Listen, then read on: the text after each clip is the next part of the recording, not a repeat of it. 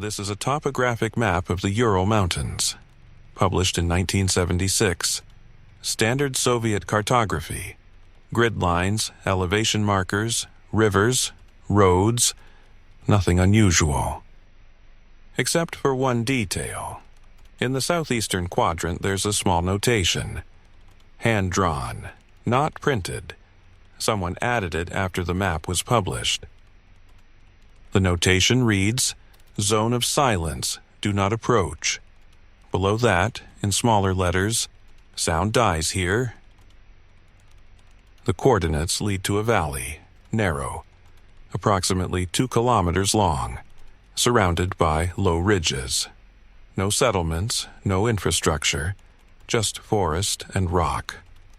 According to the map, the valley doesn't have a name, but the people who've been there call it the noise graveyard, because sound doesn't echo there, it doesn't carry, it stops, completely, as if the valley swallows it. This is the file on what happened when the Soviet Union tried to understand why. The valley was first documented in the autumn of 1974. A geological survey team was mapping mineral deposits in the Southern Urals. They entered the valley on October 12th. Standard procedure, soil samples, rock analysis, ground-penetrating radar. The team lead was a geologist named Konstantin Lebedev. Experienced, methodical, not prone to exaggeration. His field report from that day describes something he couldn't explain. At approximately 14:30 local time, we entered the valley via the northern access route. Within 200 meters, all ambient sound ceased. Wind was present, trees were moving, but no sound, no rustling, no creaking, nothing. Lebedev assumed it was a perceptual anomaly, altitude, pressure, fatigue. But when he tried to communicate with his team, he discovered the problem was worse. He shouted to his assistant standing 10 meters away. The assistant didn't react. Lebedev shouted again, louder. Still nothing. The assistant finally turned around, noticed Lebedev gesturing, walked over. Lebedev asked if he'd heard the shouting. The assistant said no. Heard nothing. We conducted a test. One team member walked 50 meters. We attempted to signal him vocally. He reported hearing nothing. We used a whistle, standard emergency signal whistle. Audible at over 1 kilometer under normal conditions, he heard nothing. We fired a flare gun into the air. The flash was visible, the sound was not. The team retreated from the valley that evening. They camped 2 kilometers outside the perimeter. That night, Lebedev reviewed the day's audio recordings. The team always recorded field notes on tape, commentary, observations, environmental sounds. The tape from inside the valley was blank. Not static, not hiss, just silence. 47 minutes of flat, dead silence. But Lebedev remembered speaking into the microphone. He remembered his own voice. The playback contained nothing. Lebedev filed his report on October 15, 1974. It was forwarded to the Ministry of Geology, then to the Academy of Sciences, then, curiously, to the Ministry of Defense. Within 3 weeks, the valley was classified as a restricted zone. Military access only. No explanation given. Lebedev was reassigned to a desk position in Moscow. His team was disbanded. None of them were permitted to discuss the valley. The official record states, geological survey concluded. No commercially viable deposits identified. Site closed. But the Ministry of Defense sent its own team in the spring of 1975. Not geologists, physicists, acoustic engineers, military scientists. The team leader was Dr. Yevgeny Kravchenko, a specialist in wave propagation and environmental acoustics. His assignment was simple: determine why sound behaves abnormally in the valley, document the phenomenon, assess strategic applications. The team arrived on April 9, 1975. They established a base camp outside the valley perimeter. Then they began systematic testing. The first test was straightforward. They placed a speaker at the valley entrance. A standard audio speaker, powered by a portable generator. They played a pure tone, 1,000 hertz, continuous, volume set to 90 decibels. At the valley entrance, the sound was clearly audible. They moved the speaker 10 meters into the valley. The sound became quieter, not gradually, sharply, as if someone had turned down the volume. They moved it another 10 meters. Quieter still. At 50 meters from the entrance, the sound was barely perceptible. At 100 meters, it was gone, completely inaudible. But the speaker was still functioning. The generator was running. The electrical signal was present. The speaker cone was vibrating. Sound waves were being produced. They simply weren't propagating. Kravchenko writes in his report, "The valley is not absorbing sound in the traditional sense. Absorption implies conversion of acoustic energy into heat or other forms. We detect no temperature increase, no energy dissipation. The sound simply ceases to exist beyond a certain point. It's as if the air itself refuses to carry the waves." The team tried different frequencies: low, high, subsonic, ultrasonic. All produced the same result. Sound entered the valley. Sound stopped. No echo, no reverberation, just termination. On April 12th, Kravchenko decided to enter the valley himself. He wore a radio headset. He carried a voice recorder. He instructed his team to monitor from the perimeter. He walked into the valley slowly. At 50 meters, he could still hear his footsteps. Faintly. At 100 meters, his footsteps were silent. He stamped his boot on the ground, felt the impact, heard nothing. He clapped his hands together, felt the contact, heard nothing. He spoke into the radio, asked his team if they could hear him. No response. He spoke louder, shouted. Still no response. He checked the radio. The battery was full. The transmitter was active. The signal was broadcasting. But the team at the perimeter heard only static. Kravchenko walked deeper. At 200 meters, he stopped, turned around, looked back at the entrance. His team was visible. Small figures in the distance. He could see them moving, setting up equipment, but he couldn't hear them, not even faintly. The silence was absolute, not peaceful, not calm, oppressive, heavy, like pressure in the skull. He describes it. "The silence is not the absence of sound. It is the presence of something else, something that displaces sound. I felt it physically, in my chest, in my bones, as if the air had weight." He continued walking. At 300 meters, he noticed something else. His breathing was silent. He could feel his lungs expanding, feel the air moving through his throat, but he couldn't hear it.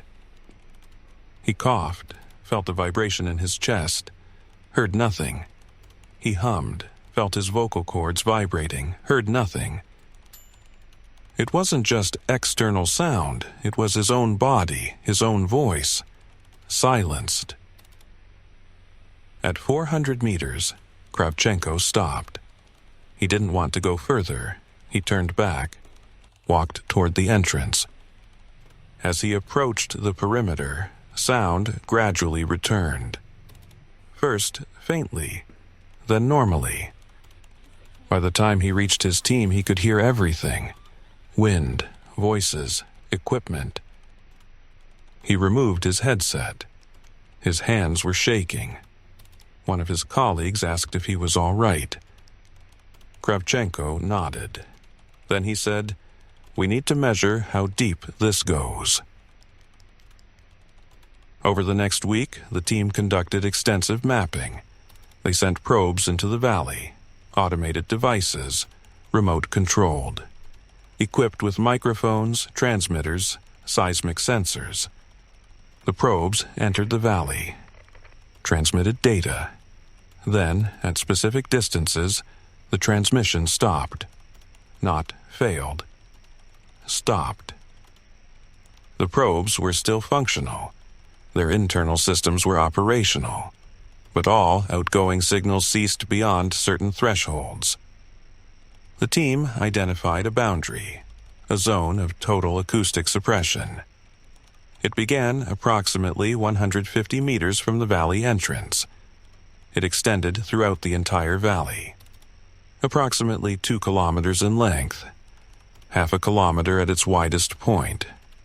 Inside this zone, sound did not exist. But the team discovered something else. Inside the zone, other things happened. Dr. Kravchenko's assistant, a young physicist named Irina Volkova, volunteered to spend an extended period inside the valley. She wanted to document subjective experiences, perceptual changes, psychological effects. She entered on April 18, 1975. She carried a notebook, a pen, a watch. She was instructed to remain inside for 1 hour, document everything she observed, then return. Volkova entered the valley at 10 o'clock in the morning. The team watched from the perimeter. She walked steadily, stopped at various points, wrote in her notebook. At 11 o'clock, she turned back. She exited the valley at 11:14. She was pale, disoriented. Her colleagues helped her sit down, gave her water, asked her to describe what happened. Time felt wrong. I thought I was inside for maybe 20 minutes, but my watch says an hour, and the silence wasn't empty. There was something in it. Not sound, not movement, but presence. Like being watched. I kept turning around, expecting to see someone. No one was there, but the feeling didn't stop. Kravchenko examined her notebook. She had filled 11 pages. Observations, timestamps, descriptions of the terrain. But the handwriting deteriorated as the entries progressed. The first pages were neat, legible. The later pages were shaky, fragmented. I can't hear my heartbeat anymore. I know it's beating. I can feel it, but I can't hear it. I think that's worse than not hearing my voice. On April 21st, the team conducted a night observation. They wanted to see if the phenomenon persisted in darkness, if it changed, if there were temporal variations. Kravchenko and 2 assistants entered the valley at 2200. They carried flashlights, thermal imaging equipment, night vision goggles. They walked to the center of the valley, approximately 1 kilometer from the entrance. The silence was the same, total, absolute. But in the darkness, it felt different, more active, more intentional. The beams of their flashlights seemed dimmer inside the valley. Not mechanically. The batteries were full, but the light didn't penetrate as far, as if the darkness itself was thicker. Kravchenko writes, "At 2237, we observed an unusual atmospheric effect. The air in the valley appeared to shimmer, not heat shimmer, We recorded no temperature variation, but a visual distortion, like looking through water. The distortion moved, slowly, across the valley floor. We attempted to measure it with thermal imaging. No thermal signature. We attempted to photograph it. The photographs show nothing, but all three of us saw it clearly. The distortion moved toward them, not quickly, but deliberately. Kravchenko described it as resembling a wave, or a ripple, moving through invisible water. It approached to within 20 meters, then stopped, hovering, oscillating slightly. One of Kravchenko's assistants, a technician named Boris Malinin, reported feeling pressure when the distortion approached. Not physical pressure, mental pressure. It felt like being stared at, like something was examining us, trying to understand what we were.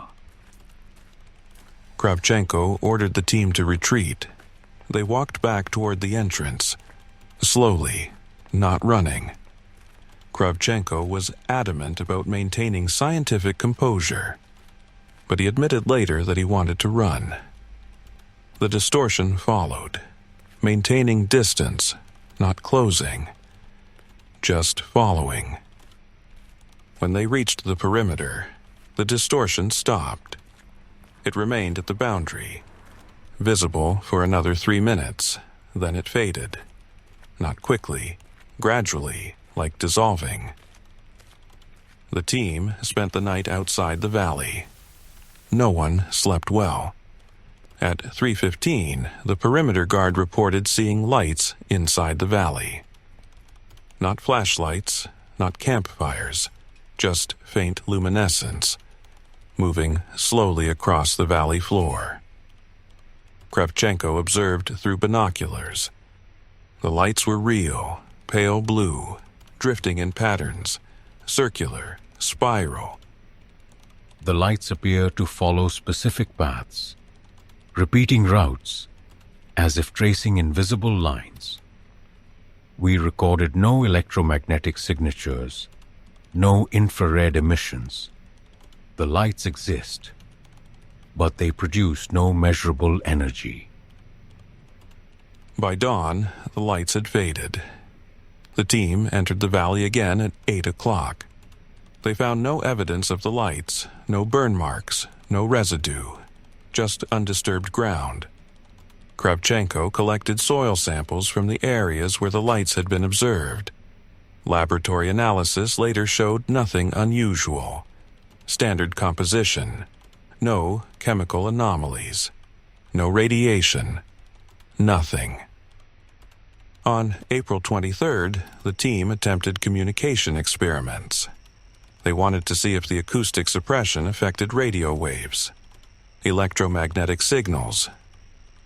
They set up a transmitter at the valley entrance, a receiver at the far end, standard military radio equipment. They activated the transmitter. The receiver detected nothing. They moved the receiver closer. Still nothing. At 50 meters from the transmitter, the signal appeared. Weak, distorted, but present. The acoustic dead zone was also affecting radio propagation. Not completely, but significantly. Kravchenko writes, The interference pattern is irregular. Some frequencies pass through. Others are completely blocked. There is no clear correlation with wavelength or power. The valley is selective. It allows some signals, blocks others. I cannot determine the selection criteria. They tried different experiments, sent written messages via drone. The drone functioned normally, sent light signals using mirrors. The light propagated normally, but sound and radio remained suppressed. Kravchenko concluded, The phenomenon is specific to wave-based communication, acoustic and electromagnetic, but not to light. not to physical objects. The valley is filtering reality, allowing some forms of transmission, denying others. On April 24th, the team made their final discovery. They sent an automated probe deep into the valley. The probe was equipped with ground-penetrating radar, seismic sensors, magnetic field detectors. The probe traveled 1.8 kilometers, near the far end of the valley, the deepest point. The seismic sensors detected something, not on the surface, below, approximately 30 meters underground. A cavity, large, irregularly shaped. The radar couldn't determine its full extent, but it was hollow, empty, and it was resonating. The cavity is producing a frequency, extremely low, below the threshold of human hearing, approximately 0.3 Hertz, continuous, stable. We believe this frequency is interfering with acoustic propagation in the valley, not by absorption, but by cancellation. The low-frequency wave is generating a standing wave pattern that nullifies higher-frequency sounds. Essentially, the valley is a naturally occurring acoustic dead zone, created by subsurface resonance. The team attempted to map the cavity's full extent. They deployed multiple probes, ground-penetrating radar from different angles. The results were inconsistent. Some readings suggested the cavity was small, 30 meters across. Others suggested it was massive, extending for hundreds of meters in multiple directions. The shape was irregular, organic. One technician compared it to a lung, hollow chambers connected by narrow passages. The cavity appears to be branching, spreading. We cannot determine if this is natural erosion or if the structure is actively expanding. On April 25th, Kravchenko proposed drilling a small borehole directly into the cavity to collect samples, to measure internal conditions, to confirm the resonance source. The proposal was approved. A drilling team arrived on April 26th. They set up equipment at the coordinates where the cavity was deepest and closest to the surface. They began drilling at 9 o'clock. Progress was slow. The rock was dense, metamorphic, hard. By 1500, they had reached 20 meters depth, 10 meters from the estimated cavity roof. At 1523, the drill bit broke through. The resistance dropped suddenly. The drill spun freely. The cavity had been breached. The team shut down the drill, prepared to insert sampling equipment. But before they could, they heard something. Not from the valley, from the borehole. A sound, faint, low, rising from the hole. Everyone heard it. Not with their ears, but in their chests, in their skulls. A hum, deep, resonant. It lasted for 17 seconds, then stopped. Kravchenko approached the borehole, looked down. The shaft was dark. He couldn't see the bottom. He dropped a light stick, watched it fall. The light descended, disappeared into darkness. He never saw it hit bottom. He listened, heard nothing. The borehole is open. The cavity is accessible. But I do not recommend further exploration. Something inside the cavity responded to the drill. I do not know what. But it knew we were there. The drilling equipment was shut down. The borehole was sealed, temporarily. concrete plug. Kravchenko ordered the team to withdraw to the perimeter. They complied. That night, at 21:45, the perimeter guards reported hearing sounds from the valley. Not wind, not animals. A voice, human, speaking Russian. But no words they could understand, just phonemes, fragments. The voice lasted for 6 minutes, then stopped. Kravchenko investigated the next morning. Found nothing. No footprints, no disturbances, just silence. But that explanation didn't account for everything. It didn't explain the visual distortions, the perceptual anomalies, the feeling of being watched. Kravchenko knew this. In his final report, dated April 28, 1975, he writes, "The acoustic suppression can be explained through wave interference and subsurface geology. However, the secondary phenomena cannot. I believe the valley is not simply suppressing sound. It is doing something else, something we do not yet understand. I recommend continued observation, restricted access, and extreme caution." The report was submitted to the Ministry of Defense on April 30, 1975. 3 days later, Kravchenko received new orders. The valley was to be sealed. Permanent military perimeter established.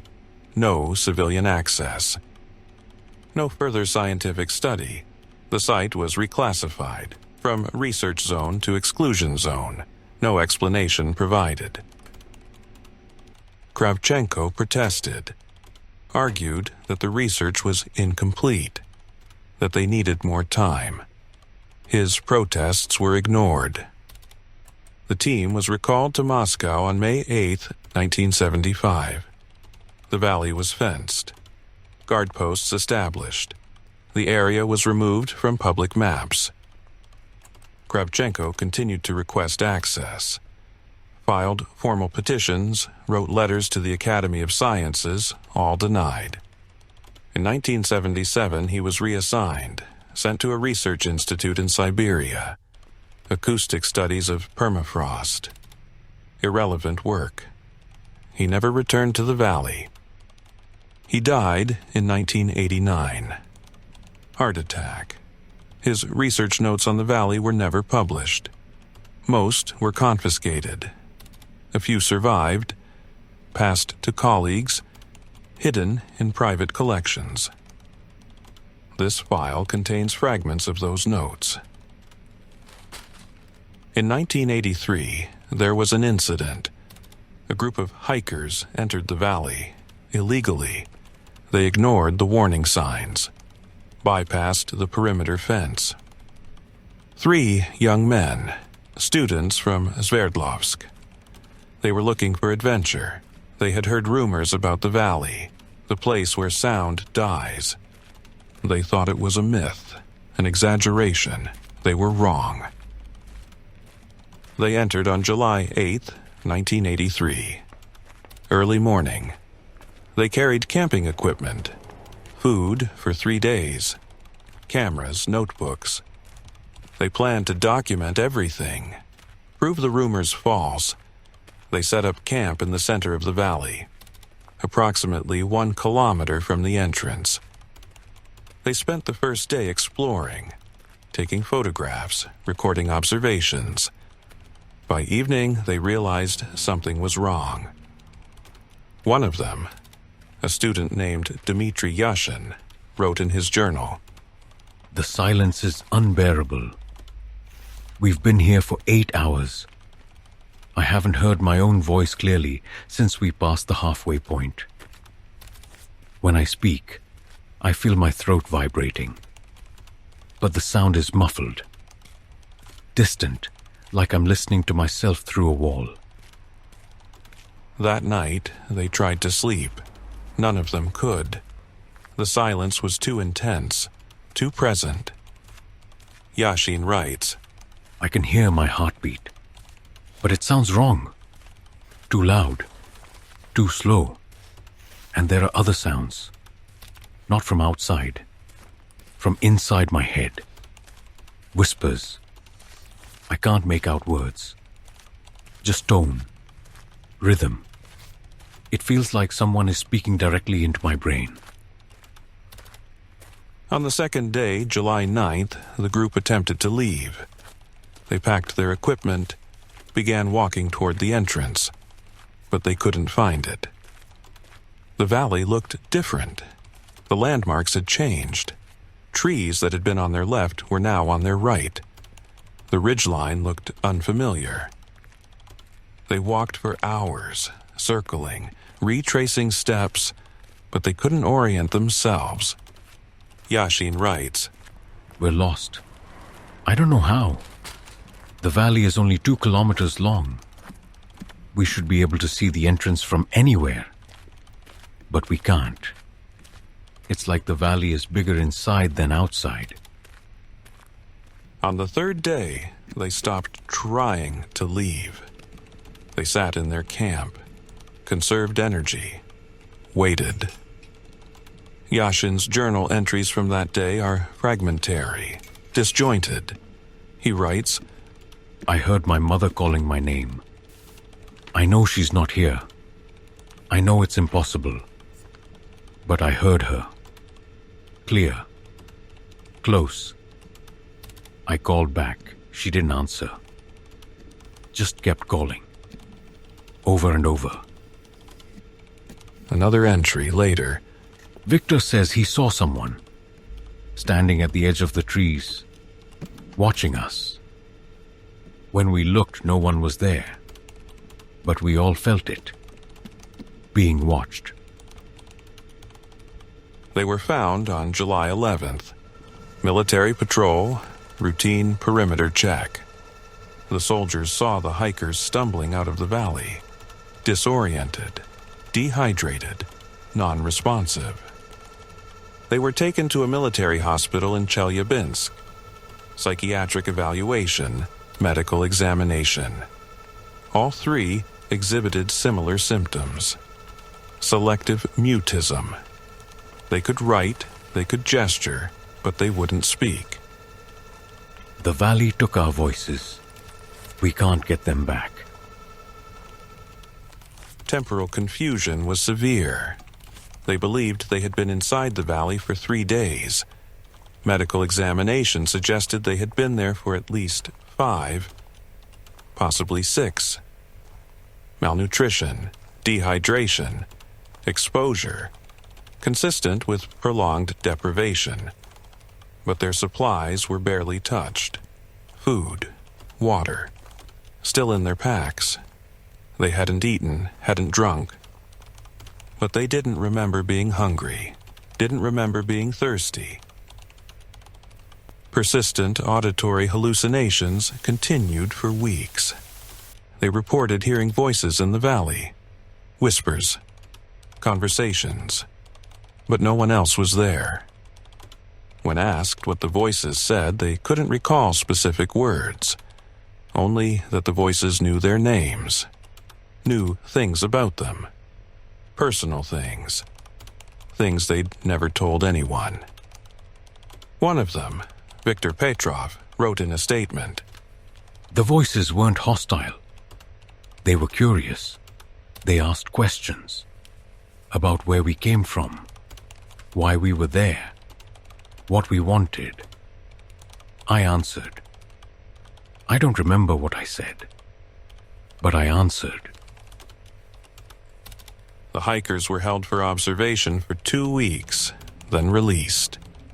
All 3 were required to sign non-disclosure agreements, forbidden from discussing the valley, forbidden from returning to the region.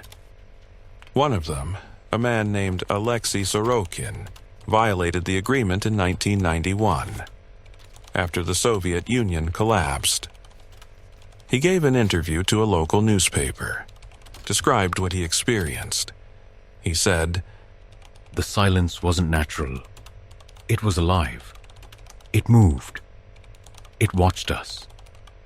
And when we tried to leave, it didn't want us to go. We felt it pulling, not physically, but mentally, like it wanted us to stay, to become part of it. The newspaper published the interview on March 14, 1991. The article was titled "The Valley That Swallows Sound." 3 days later, Sorokin was found dead in his apartment. The official cause was listed as suicide, carbon monoxide poisoning. But there were inconsistencies. The windows were open, the heater was off, there was no source of carbon monoxide. The autopsy was inconclusive. The case was closed. In the late 1990s, after the Soviet archives were partially declassified, a researcher in Moscow discovered a reference to the valley. A brief mention in a Ministry of Defense logistics report from 1981. The report described ongoing perimeter maintenance for an acoustic anomaly site in the Southern Urals. The report noted that guard rotations at the site were difficult to maintain. Personnel requested transfers after short durations. Reasons cited: psychological stress, sleep disturbances, auditory hallucinations. One guard was quoted in a debriefing report. At night, you can hear things from inside the valley. Even though nothing makes sound in there, you hear it anyway. In your head. Voices, breathing, footsteps. It's worse when it's silent outside, because then there's nothing to cover it up. The researcher attempted to visit the site in 1998. He traveled to the region, found the approximate location based on declassified coordinates. The perimeter fence was still there, rusted, collapsed in places. The guard posts were abandoned. He entered the valley. He carried recording equipment, a camera, a notebook. He spent 2 hours inside. When he returned, his recordings were blank. His photographs were overexposed, washed out, unreadable. But he wrote in his notebook, described what he experienced. He wrote, "The silence is not passive. It's active, aggressive. It pushes against you, into you. And underneath the silence, there's something else. A hum, so low you can't hear it. But you feel it. In your teeth, in your spine. It feels like being inside something. Something vast, something hollow." The researcher never published his findings. He submitted a report to the Russian Academy of Sciences. The report was filed, never reviewed. The researcher moved on to other projects. He never returned to the valley. The valley still exists. The coordinates are known. The fence is still there, partially, but there are no guards, no restrictions. Just warning signs, old, faded, in Russian and English. The signs read, "Acoustic Hazard Zone," "Entry Prohibited," "Extreme Disorientation Risk." Some people still go. Hikers, thrill seekers, paranormal investigators. Most turn back before reaching the center. Those who don't usually return, shaken, confused, unable to explain what they felt. A few don't return at all. Local authorities attribute these disappearances to natural causes: difficult terrain, weather, wildlife. But the locals know better. They avoid the valley. They call it by the old name, the one that doesn't appear on any map: Kladbiszcze Shuma, the noise graveyard. I don't know if the cavity beneath the valley is still resonating. I don't know if the acoustic suppression is permanent. But I know this: every recording ever made inside that valley is blank. Every photograph is distorted. Every person who spends time there reports the same thing. The silence isn't empty, it's full. Full of something that doesn't make sound. Something that exists in the space where sound should be. Dr. Kravchenko wrote one final note, found in his personal papers after his death, undated. It reads, "Sound is vibration, movement, energy. When sound stops, where does it go? Does it dissipate? Does it convert? Or does it accumulate?" I think the valley is an accumulator, a reservoir. Every sound that enters is trapped, stored, not destroyed, held. And I think it's been collecting for a very long time. I think it's full now, and I think it's listening. The file ends with a satellite image, taken in 2014. High resolution, infrared overlay. The valley is visible, dark, cold, surrounded by forest. But in the center there's a thermal anomaly, a cold spot. Colder than the surrounding terrain. Colder than it should be. The temperature differential is significant. The analysts who processed the image noted it in their report. They wrote, "Anomaly is consistent with a subsurface void. Depth unknown, extent unknown. Recommend ground survey." No ground survey was ever conducted. The image was filed, classified, forgotten. But the cold spot is still there, visible in every subsequent satellite pass, growing slowly, expanding outward. At the current rate, it will reach the valley perimeter in approximately 80 years, and then it will continue into the forest, into the towns, into the world. Unless it's already started,